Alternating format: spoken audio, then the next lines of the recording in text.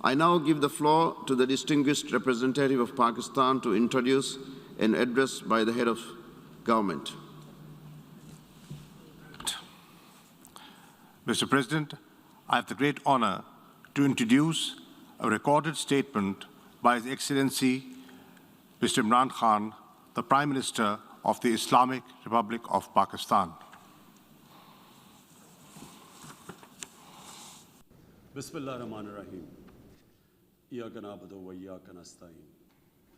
Mr. President, I congratulate you on assuming the presidency of the 76th session of the General Assembly. I also wish to express appreciation for the significant achievements of your predecessor, Volkan Bozkır, who guided the Assembly skillfully under the difficult circumstances imposed by the COVID-19 pandemic. Mr. President, the world is facing triple challenge of the COVID-19, the accompanying economic crisis, and the threats posed by climate change. The virus does not discriminate between nations and people, nor do the catastrophes imposed by uncertain weather patterns. The common threats faced by us today not only expose the fragility of the international system, they also underscore the oneness of humanity. By the grace of Almighty Allah, Pakistan has been successful so far in containing the COVID pandemic. Our collaborated strategy of smart lockdowns helped save lives and livelihoods and kept the economy afloat. Over 15 million families survived through a social protection program of Asas. Mr. President, climate change is one of the primary existential threats that our planet faces today. Pakistan's contribution to global emissions is negligible, yet we are among the 10 most vulnerable countries to the effects of climate change in the world. Being fully aware of our global responsibilities, we have embarked upon game-changing environmental programs, reforesting Pakistan through our 10 billion tree tsunami, preserving natural habitats, switching to renewable energy, removing pollution from our cities, and adapting to the impacts of climate change. To address the triple crisis of COVID pandemic, economic downturn, and climate emergency, we need a comprehensive strategy that should include, number one, vaccine equity. Everyone, everywhere, must be vaccinated against COVID, and as soon as possible. Two, adequate financing must be made available to developing countries.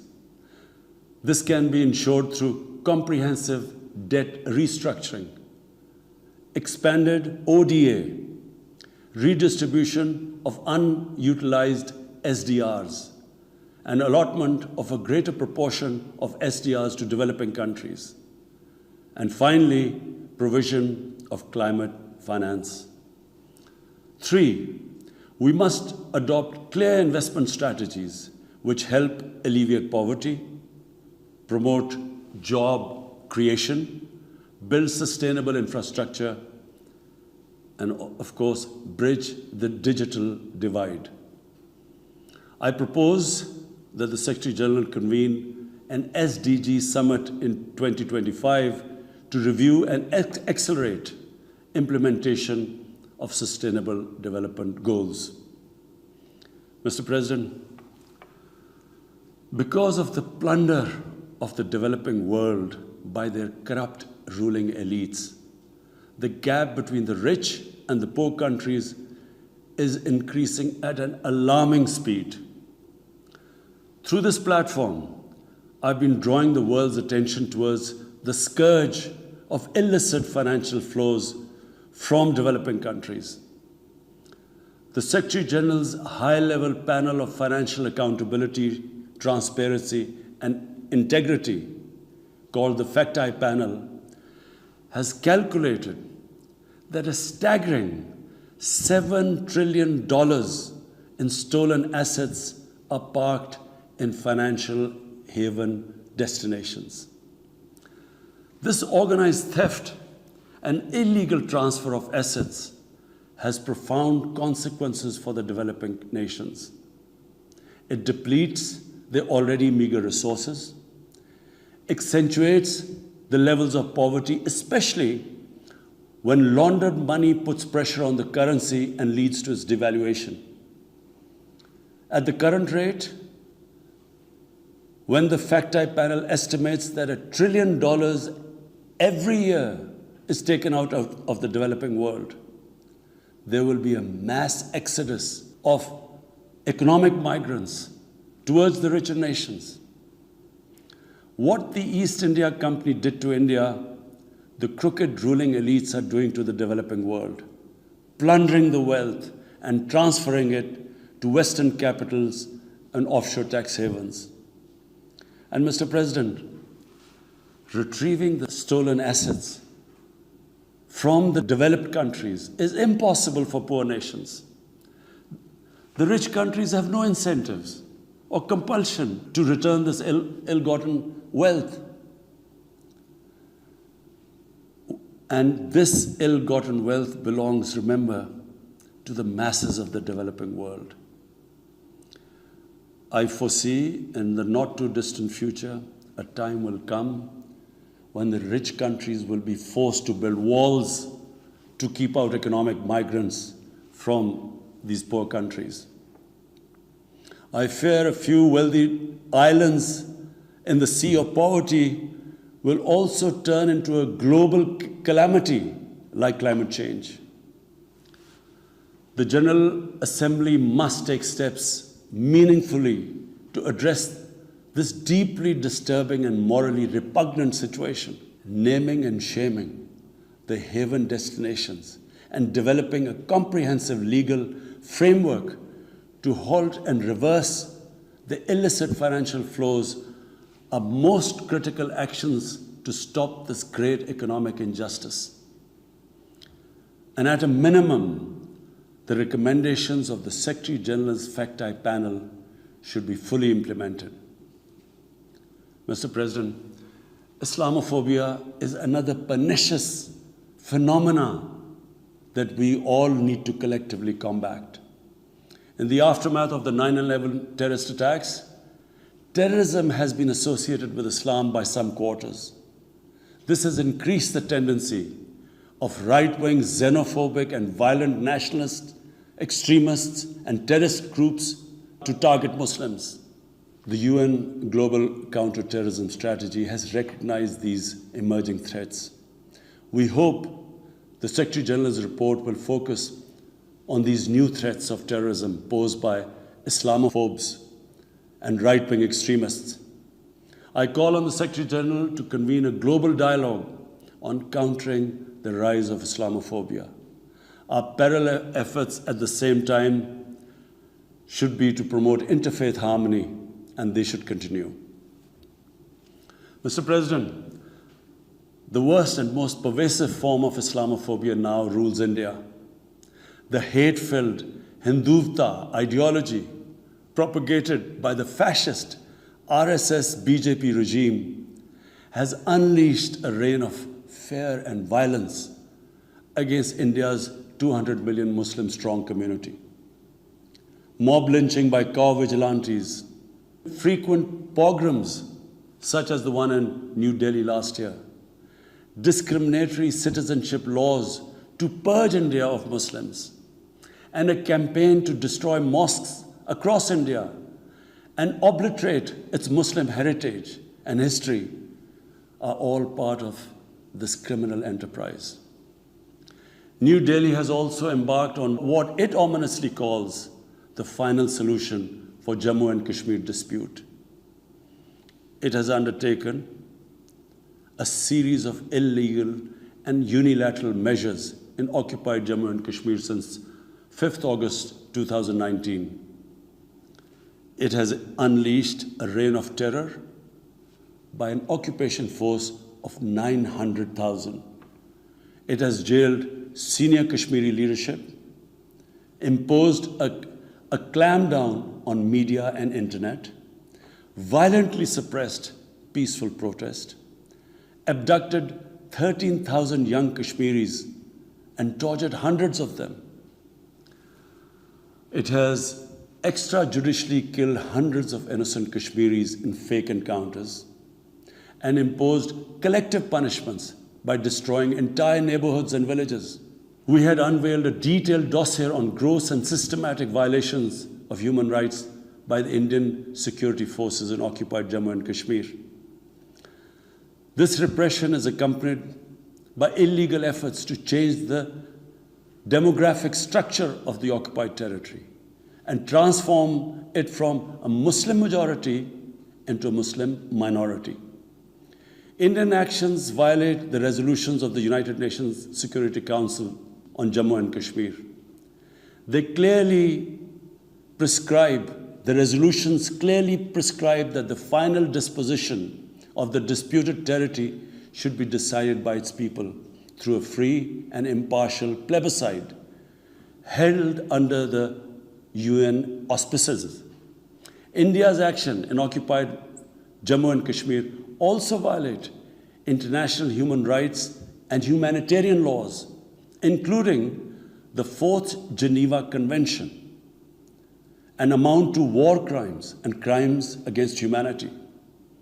It is unfortunate, very unfortunate, that the world's approach to violations of human rights lack even-handedness and even are selective. Geopolitical considerations or corporate interests, commercial interests, often compel major powers to overlook the transgressions of their affiliated countries. Such double standards, and the most glaring in case of India, where this RSS BJP regime is being allowed to get away with human rights abuses with complete immunity. The most recent example of Indian barbarity was the forcible snatching of the mortal remains of the great Kashmiri leader, Sayyid Ali Shah Gilani, from his family, denying him a proper Islamic funeral and burial in accordance with his wishes and the Muslim tradition. Devoid of any legal or moral sanction, this action has been against the basic norms of human decency. I call on this General Assembly to demand that Sayyid Gilani's mortal remains be allowed to be buried in the cemetery of martyrs with the appropriate Islamic rites. Mr. President, Pakistan desires peace with India as with all its neighbors. But sustainable peace in South Asia is contingent upon resolution of the Jammu and Kashmir dispute in accordance with the relevant United Nations Security Council resolutions and the wishes of the Kashmiri people. Last February, we reaffirmed the 2003 ceasefire understanding along the line of control. The hope was that it would lead to a rethink of the strategy in Delhi. Sadly, the BJP government has intensified repression in Kashmir and continues to vitiate the environment by these barbaric acts. The onus remains on India to create a conducive environment for meaningful and result-oriented engagement with Pakistan. And for that, it must do, number one, reverse its unilateral and illegal measures instituted since 5th August 2019. Secondly, stop its oppression and human rights violations against the people of Kashmir. And three, halt and reverse the demographic changes in the occupied territory. It is also essential to prevent another conflict between Pakistan and India. India's military buildup, development of advanced nuclear weapons, and acquisition of destabilizing conventional capabilities can erode mutual deterrence between the two countries. And now, Mr. President, I want to talk about Afghanistan. the current situation in Afghanistan, for some reason, Pakistan has been blamed for the turn of events by politicians in the United States and some politicians in Europe. From this platform, I want them all to know the country that suffered the most, apart from Afghanistan, was Pakistan when we joined the US war on terror after 9/11. 80,000 Pakistanis died. $150 billion was lost to our economy. There were 3.5 million internally displaced Pakistanis. And why did this happen? In the 80s, Pakistan was a frontline state in fighting against the occupation of Afghanistan. Pakistan and the United States trained mujahideen groups to fight for the liberation of Afghanistan. Amongst those mujahideen groups were Al-Qaeda, were various groups from all over the world. They were mujahideen, Afghan mujahideen. These were considered heroes. President Ronald Reagan invited them to White House in 1983. And according to news items, he compared them to the founding fathers of the United States. They were heroes. Come 1989, the Soviets leave. So do the Americans, abandon Afghanistan. Pakistan was left with 5 million Afghan refugees. We were left with sectarian militant groups which never existed before. But the worst cut of it was that a year later, Pakistan was sanctioned by the US. We felt used. Fast forward 9/11, Pakistan is needed again by the US because now their US-led coalition is now invading Afghanistan, and it could not happen without Pakistan providing all the logistical support. What happened after that? The same mujahideen that we had trained that fighting foreign occupation was a sacred duty, a holy war, or jihad, they turned against us. We were called collaborators. They declared jihad on us. Then all along the tribal belt bordering Afghanistan, the Pakistan semi-autonomous tribal belt, where no Pakistan army had been since our independence, they had strong sympathies with the Taliban, Afghan Taliban, not because of their religious ideology, but because of Pashtun nationalism, which is very strong. Then there were 3 million Afghan refugees still in Pakistan, all Pashtuns, living in camps, 500,000, the biggest camp, 100,000 camps. They all had affinity and sympathies with the Afghan Taliban. So what happened? They too turned against Pakistan. For the first time, we had militant Taliban in Pakistan. And they too attacked Pakistan government. When our army went in the tribal areas for the first time in our history, whenever an army goes into civilian areas, there's collateral damage. So there was collateral damage, which multiplied the militants to seek revenge. But not just that. The world must know that in Pakistan, there were 480 drone attacks conducted by the US. 480 drone attacks. And we all know that drone attacks are not that precise. They cause more collateral damage than the militants they are targeting.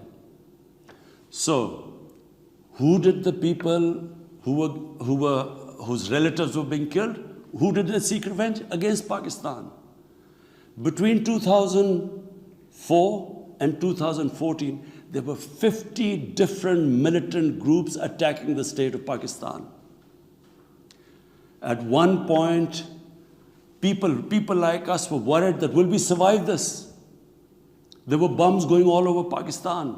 Our capital was like a fortress. Had it not been for one of the most disciplined army in the world and one of the best intelligence agencies in the world, I think Pakistan would have gone down. So when we hear this at the end, there's a lot of worry about in the US about taking care of the people who helped them, the interpreters and everyone who helped the US. What about us? The only reason we suffered so much was because we became an ally of the US, of the coalition in the war against Afghanistan, where there were attacks being conducted from Afghan soil into Pakistan. At least there should have been a word of appreciation. But rather than appreciation, imagine how we feel when we are blamed for the turn of events in Afghanistan. After 2006, it became apparent to everyone who understood Afghanistan's history that there would be no military solution in Afghanistan. I went to the US, I spoke to think tanks, I met at the time Senator Biden, Senator John Kerry, Senator Harry Reid. I tried to explain to them that there would not be any military solution and political settlement was the way to go forward. No one understood then. And unfortunately, in trying to force a military solution is where US went wrong. And if today,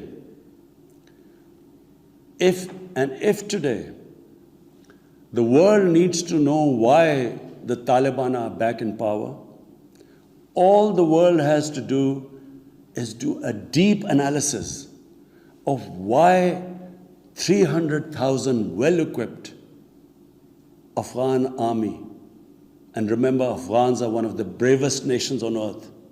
Why did this 300,000 Afghan army give up without a fight? The moment a deep analysis of this is done, the world would know why the Taliban are back in power, and it's not because of Pakistan. So, Mr. President, right now, the whole world community should think, what is the way ahead? There are two paths we can take. If we neglect Afghanistan right now, according to the UN, half the people of Afghanistan are already vulnerable. And by next year, almost 90% of people in Afghanistan will go below the poverty line. There's a huge humanitarian crisis looming ahead. And this will have serious repercussions, not just for the neighbors of Afghanistan, but it will have repercussions everywhere if a destabilized, a chaotic Afghanistan again becomes a safe haven for international terrorists. The reason why the US came to Afghanistan in the first place. So therefore, there is only one way to go. We must strengthen this current government, stabilize it, for the sake of the people of Afghanistan. What have the Taliban promised? They will respect human rights. They will have an inclusive government. They will not allow this soil to be used by terrorists. And they have given amnesty. Now, if the world community incentivizes them, encourages them to walk this talk, it will be a win-win situation for everyone. Because these are the four things that in Doha, when the US was talking to the Taliban, these were the conditions the dialogue was all about. So if the world can incentivize them to go this direction, then after all, this 20-year of presence, of coalition presence in Afghanistan would not be wasted, because Afghan soil would not be used for international terrorism. So I end my talk, Mr. President, by urging everyone that this is a critical time for Afghanistan. You cannot waste time. Help is needed there. Humanitarian assistance has to be given there immediately. And the Secretary General of the United Nations has taken bold steps I urge you to mobilize the international community and move in this direction. Thank you.